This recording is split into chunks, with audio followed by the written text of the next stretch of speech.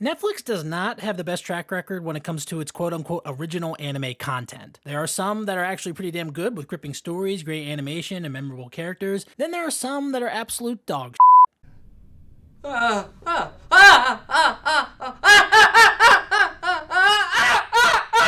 But I do think there is a third category for some of their anime that is not great but not horrible either. They have their ups and downs whether it comes to its animation or its story, but ultimately still provide entertainment, and I think Kengan Ashura is a perfect anime to place in this tier. Back in September, Kengan Ashura Season 3 came out after nearly a 4-year wait, and I couldn't have been happier. I've enjoyed the series for the first 2 seasons and have been invested in multiple characters and the story in general. I'm not gonna lie, I'm a sucker for tournament arcs in anime, and this series is basically one big tournament arc, and I love it. I know a lot of people have compared this series to Baki and say that this is just an inferior clone, and that may be true, but the thing is, I haven't watched Baki, so I'm just basing this review off of my experience with this show and its recent season. Now, I'm not gonna say this series is perfect. First off, with this recent season, there was one big noticeable difference in this season, particularly if you watch the dub. Several characters have different voice actors than they did in previous seasons. My only reasoning behind this is that it was too long a wait between season 2 and 3, and many of these voice actors' contracts had expired, or there were scheduling conflicts that prevented them from coming back. Now, most, if not all, of the actual main VAs have returned, which is good. For some characters, the VA changes aren't too bad, but for a lot of them, it's very noticeable and it kind of throws me off. But it's not the biggest problem with this season. Kengan Ashura certainly isn't a marvel when it comes to its animation, or animation consistency rather. There are scenes where characters are in 3D when they don't need to be, despite the fact that they have 2D models. There's scenes where a 3D character will interact with a 2D character, which is certainly jarring. Some people consider the backstories and the way that they're animated to be a way for Netflix to save money, and it probably is, but it doesn't bother me, and in fact, it actually gives the series distinction, similar to how Goblin Slayer sometimes does its flashbacks in black and white, except for the eyes and other identifying characteristics. One last thing that I would say that this season does that the last season was also guilty of was sidelining the main characters Oma and Mr. Yamashita. Don't get me wrong, they aren't the most interesting characters, so we don't need to see them every frame, but it is weird that the main character that the series is named after isn't in the majority of this season. But this isn't a huge detriment to the series because Kengan Ashura has a lot to offer that I actually think is pretty good. Number one is that the music throughout this series is amazing. With this season, the intro Red by Sim, the same band that also did The Rumbling, is a great way to get a sense of the tone of this series.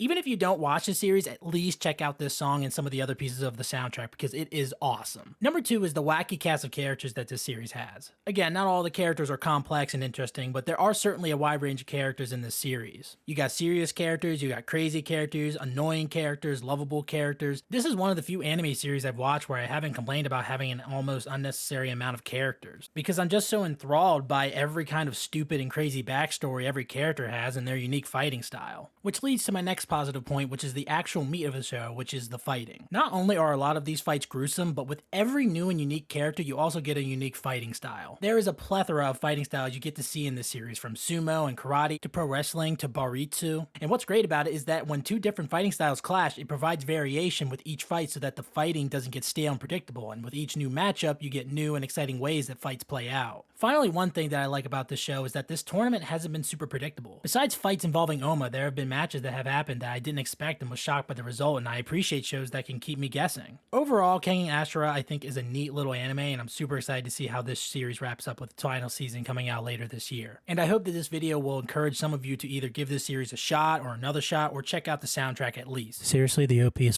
f***ing sick.